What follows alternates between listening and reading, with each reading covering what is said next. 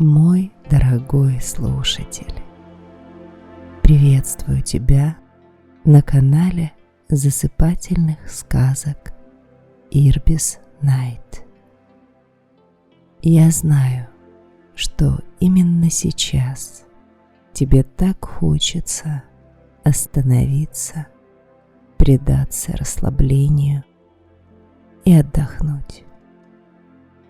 Часовой пояс, время суток, место, в котором ты сейчас находишься, все помогает тебе замедлиться, выровнять свое дыхание и уснуть. Подумай о том, что скоро ты будешь сладко спать. На твоем лице появится улыбка, поймай ее, задержи и почувствуй тихую внутреннюю радость, что наступило время отдыха.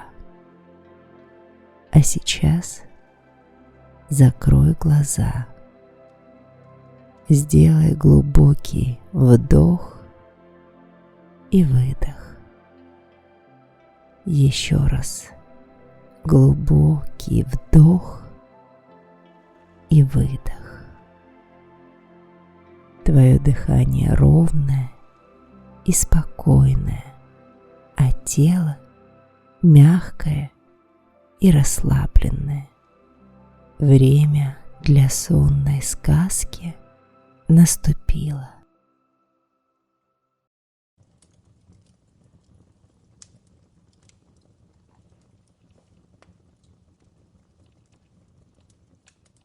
Жил-был купец. У него было 2 сына, Дмитрий да Иван. Раз вечером сказал им отец: «Ну, дети, кому что во сне привидится, поутру мне поведайте, а кто утаит свой сон, того казнить велю». Вот наутро приходит старший сын и сказывает отцу: «Снилось мне, батюшка, будто брат Иван высоко летал по поднебесью на 12 орлах, да еще будто пропала у тебя любимая овца». «А тебе, Ваня, что привиделось?» «Не скажу», — отвечал Иван. Сколько отец не принуждал его, он уперся и на все увещания одно твердил: «Не скажу, да не скажу». Купец рассердился, позвал своих приказчиков и велел взять непослушного Ивана и привязать к столбу на большой дороге. Приказчики схватили Ивана и, как сказано, привязали его к столбу крепко-накрепко. Плохо пришлось доброму молодцу. Солнце печет его, голод и жажда измучили. Случилось ехать по той дороге молодому царевичу. Увидал он купеческого сына, сжалился и велел освободить его, нарядил его в свою одежду, привез к себе во дворец и начал расспрашивать: «Кто тебя к столбу привязал?» Родной отец прогневался.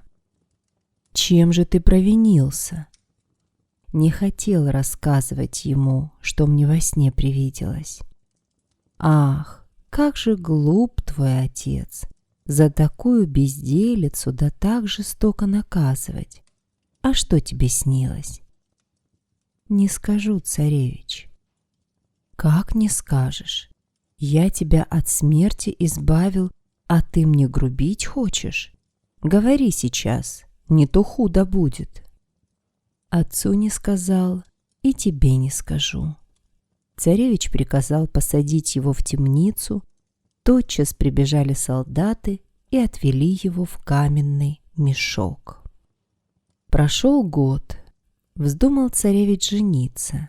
собрался и поехал в чужедальнее государство свататься к Елене Прекрасной. У того царевича была родная сестра, и вскоре после его отъезда случилось ей гулять возле самой темницы. Увидал ее в окошко Иван, купеческий сын, и закричал громким голосом: «Смилуйся, царевна, выпусти меня на волю, может, и я пригожусь. Ведь я знаю, что царевич поехал к Елене Прекрасной свататься. Только без меня ему не жениться, а разве головой только поплатится. Чай сама слышала, какая хитрая Елена Прекрасная и сколько женихов на тот свет спровадила. А ты берешься, значит, помочь царевичу? Помог бы, да крылья у сокола связаны». Царевна тотчас же отдала приказ выпустить его из темницы. Иван, купеческий сын, набрал себе товарищей, и было всех их с Иваном 12 человек. А похожи друг на дружку, словно братья родные. Рост в рост, голос в голос, волос в волос. Нарядились они в одинаковые кафтаны, по одной мерке шитые, сели на добрых коней и поехали в путь дорогу. Ехали день, и 2, и 3. На 4 подъезжают к дремучему лесу, и послышался им страшный крик. «Стойте, братцы!» — говорит Иван. «Подождите немножко, я на тот шум пойду». Соскочил с коня и побежал в лес. Смотрит, на поляне 3 старика ругаются. «Здравствуйте, старые, из-за чего у вас спор?» «Эх, молодой юноша, получили мы от отца в наследство 3 диковинки: шапку-невидимку, ковер-самолет и сапоги-скороходы. Но вот уже 70 лет, как спорим, а поделиться никак не можем. Хотите, я вас разделю?» «Сделай милость». Иван, купеческий сын, натянул свой тугой лук, наложил 3 стрелочки и пустил в разные стороны. Одному старику велит направо бежать, другому налево, а 3-го посылает прямо. Кто из вас первый принесет стрелу, тому шапка-невидимка достанется. Кто второй явится, тот ковер-самолет получит, а последний пусть возьмет сапоги-скороходы.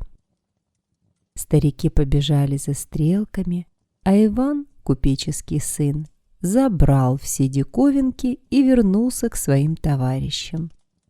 «Братцы, — говорит, — пускайте своих добрых коней на волю, да садитесь ко мне на ковер-самолет». Живо уселись все на ковер-самолет и полетели в царство Елены Прекрасной. Прилетели к ее стольному городу, опустились у заставы и пошли разыскивать царевича. Приходят на его двор. «Что вам надобно?» — спросил царевич. «Возьми нас, добрых молодцев, к себе на службу. Будем тебе родить и добра желать от чистого сердца». Царевич принял их на свою службу и распределил, кого в повара, кого в конюхи, кого куда. В тот же день нарядился царевич по-праздничному и поехал представляться Елене Прекрасной. Она его встретила ласково, угостила всякими яствами и дорогими напитками, и потом стала спрашивать: «А скажи, царевич, по правде, зачем к нам пожаловал?» «Да хочу, Елена Прекрасная, к тебе посвататься. Пойдешь ли за меня замуж?» «Пожалуй, я согласна. Только выполни наперед 3 задачи. Если выполнишь, буду твоя, а нет, Готовь свою голову под острый топор. Задавай задачу. Будет у меня завтра, а что не скажу. Ухитрись-ка, царевич, да принеси к моему незнаемому свое под пару. Воротился царевич домой в большой кручине и печали. Спрашивает его Иван, купеческий сын: что, царевич, не весел? Али чем досадила Елена Прекрасная? Поделись своим горем со мной, тебе легче будет. Так и так, отвечает царевич. Задала мне Елена Прекрасная такую задачу, что ни один мудрец в свете не разгадает. Ну, это еще небольшая беда. Ложись спать, утро вечера мудренее. Завтра дело рассудим. Царевич лег спать, а Иван, купеческий сын, надел шапку-невидимку да сапоги-скороходы и марш во дворец к Елене Прекрасной. Вошел прямо в опочивальню и слушает. Тем временем Елена Прекрасная отдавала такой приказ своей любимой служанке: «Возьми эту дорогую материю и отнеси ее к башмачнику. Пусть сделает башмачок на мою ногу, да как можно скорее». Служанка побежала, как приказано, а следом за ней и Иван пошел. Мастер тотчас же за работу принялся. Живо сделал башмачок и поставил на окошко. Иван, купеческий сын, взял тут башмачок и спрятал потихоньку в карман. Засуетился бедный башмачник. Из-под носу пропала работа. Уж он искал, все уголки обшарил. Все понапрасну. Вот чудо, думает, никак нечистый со мной пошутил. Нечего делать, взялся опять за иглу. Сделал другой башмачок и понес к Елене Прекрасной. «Эки ты неторопливый», — сказала Елена Прекрасная. «Сколько времени за одним башмачком провозился». Села она за рабочий столик, начала вышивать башмак золотом, крупным жемчугом унизывать, самоцветными камнями усаживать. А Иван тут же очутился, вынул свой башмачок и сам тоже делает. Какой она возьмет камушек, такой и он выбирает. Где она приткнет жемчужину, так и он насаживает. Кончила работу Елена Прекрасная, улыбнулась и говорит: «С чем-то царевич завтра покажется». «Подожди», — думает Иван, — «неведомо, кто кого перехитрит». Воротился домой и лег спать. На заре, на утренней, встал он, оделся и пошел будить царевича. Разбудил и дает ему башмачок. «Поезжай, — говорит, — к Елене Прекрасной и покажи башмачок. Это ее первая задача». Царевич умылся, принарядился и поскакал к невесте. А у ней гостей собрано полной комнаты. Все бояре да вельможи, люди думные. Как приехал царевич, тотчас заиграла музыка. Гости с мест повскакивали. Елена Прекрасная вынесла башмачок, крупным жемчугом унизанный, самоцветными камнями усаженный. А сама глядит на царевича, усмехается. Говорит ей царевич: «Хорош башмак, да без пары ни на что не пригоден. Видно, надо подарить тебе другой такой же». С этим словом вынул он из кармана другой башмачок и положил его на стол. Тут все гости в ладоши захлопали, в один голос закричали: «Ай да царевич, достоин жениться на нашей государыне, на Елене Прекрасной». «А вот увидим», — отвечала Елена Прекрасная. «Пусть исполнит другую задачу». Вечером поздно воротился царевич домой и еще пасмурней прежнего. «Полно, царевич, печалиться», — сказал ему Иван, купеческий сын. «Ложись спать, утро вечера мудренее». Уложил его в постель, а сам надел сапоги-скороходы да шапку-невидимку и побежал во дворец к Елене Прекрасной. Она в то самое время отдавала приказ своей любимой служанке: «Сходи поскорей на птичий двор, да принеси мне уточку». Служанка побежала на птичий двор, а Иван за нею. Служанка ухватила уточку, а Иван селезня, и тем же путем назад пришли. Елена Прекрасная села за рабочий столик, взяла утку, убрала ей крылья лентами, хохолок бриллиантами. Иван, купеческий сын, смотрит, да тоже творит над селезнем. На другой день у Елены Прекрасной опять гости, опять музыка. Выпустила она свою уточку и спрашивает царевича: «Угадала ли мою задачку?» «Угадал, Елена Прекрасная. Вот к твоей уточке пара». И пускает тот час селезня. Тут все бояре в один голос крикнули: «Ай да молодец, царевич! Достоин взять за себя Елену Прекрасную!» «Постойте! Пусть исполнит наперед третью задачу». Мои дорогие слушатели, как говорится, меньше слов, больше дела, а часто помочь человеку можно вовремя, поддержав его добрым словом. Давайте же будем стараться помогать друг другу, поддерживать, ведь добро всегда возвращается.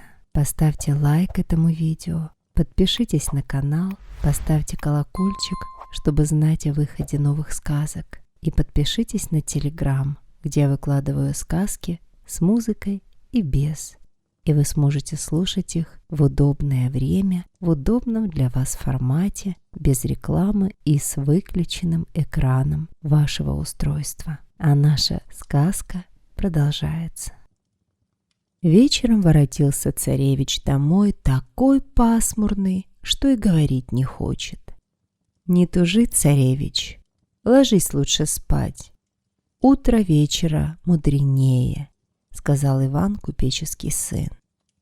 Сам скорее надел шапку-невидимку, да сапоги-скороходы и побежал к Елене Прекрасной. А она собралась на Синее море ехать, села в коляску и во всю прыть понеслась. Только Иван, купеческий сын, ни на шаг не отстает. Приехала Елена Прекрасная к морю и стала вызывать своего дедушку. Волны заколыхались и поднялись из воды. Старый дед, борода у него золотая, на голове волосы серебряные. Вышел он на берег. «Здравствуй, внучка, давненько я с тобой не видался. Все волосы перепутались, причеши». Лег к ней на колени и задремал сладким сном. Елена Прекрасная чешет деда, а Иван, купеческий сын, у ней за плечами стоит. Видит она, что старик заснул, и вырвала у него 3 серебряных волоса. А Иван, купеческий сын, не 3 волоса, целый пучок выхватил. Дед проснулся и закричал: «Что ты? Ведь больно!» «Прости, дедушка, давно тебя не чесала, все волоса перепутались». Дед успокоился и, немного погодя, опять заснул. Елена Прекрасная вырвала у него 3 золотых волоса, а Иван, купеческий сын, схватил его за бороду и чуть не всю оторвал.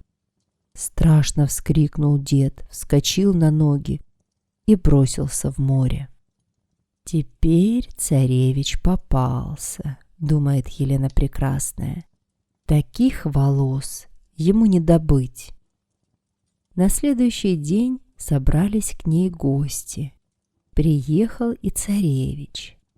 Елена Прекрасная показывает ему 3 волоса серебряные, да 3 золотые, и спрашивает: «Видала ли ты где этакая дива? Нашла чем хвастаться. Хочешь, я тебе целый пучок подарю?» Вынул и подал ей клок золотых волос, да клок серебряных.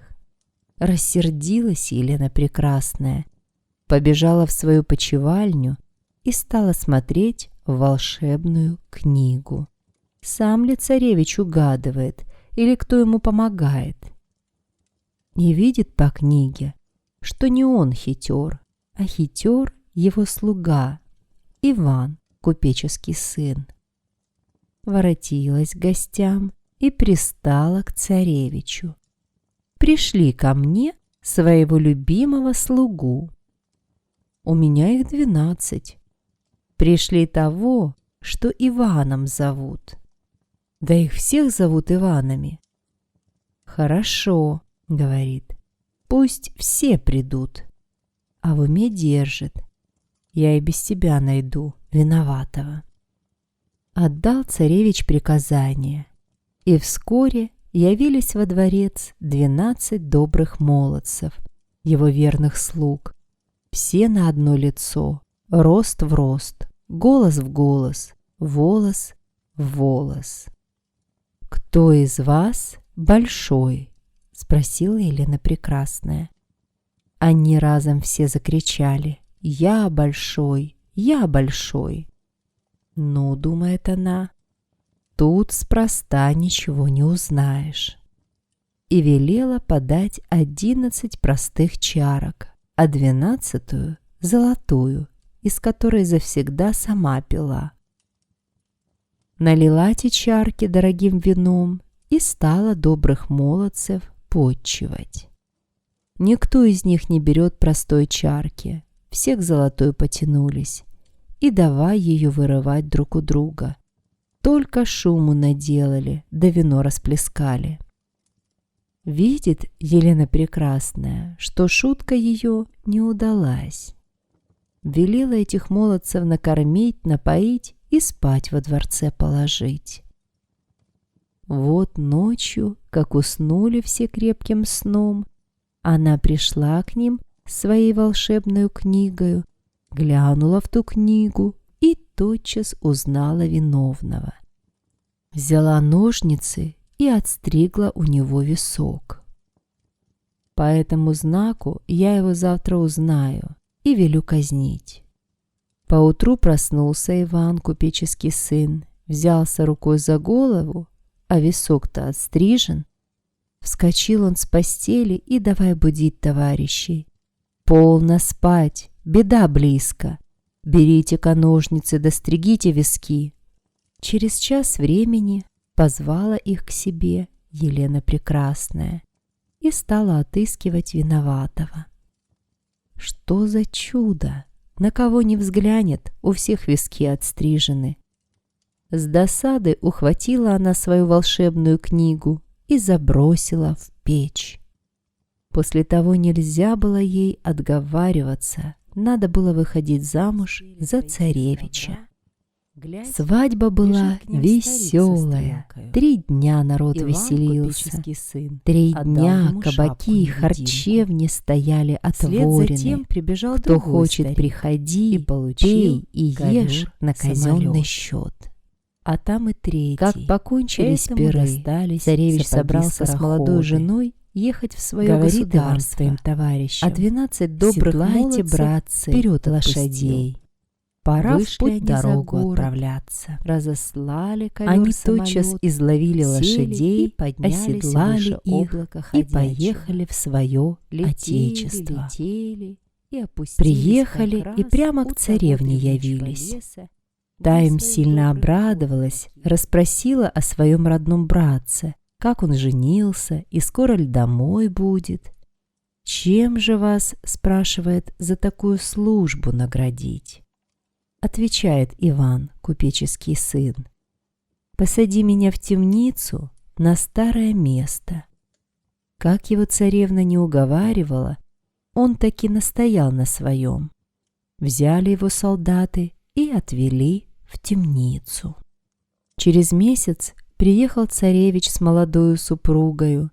Встреча была торжественная, музыка играла, в пушки полили, в колокола звонили.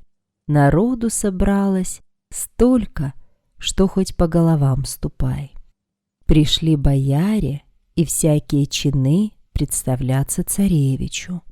Он осмотрелся кругом и стал спрашивать: «Где же Иван, мой верный слуга?»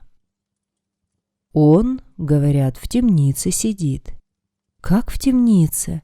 Кто смел посадить?» — говорит ему царевна. «Ты же сам, братец, на него опалился и велел держать в крепком заточении. Помнишь, что его про какой-то сон расспрашивал, а он сказать не хотел?» «Неужели ж это он?» «Он самый. Я его на время к тебе отпускала». Царевич приказал привести Ивана, купеческого сына, бросился к нему на шею и просил не помнить старого зла. «А знаешь, царевич, — говорит ему Иван, — все, что с тобою случилось, мне было наперед ведомо. Все это я во сне и видал, оттого тебе и про сон не рассказывал». Царевич наградил его генеральским чином, наделил богатыми имениями и оставил во дворце жить. Иван, купеческий сын, выписал к себе отца и старшего брата, и стали они вместе жить-поживать, да добра наживать. Доброй вам ночи, мои дорогие!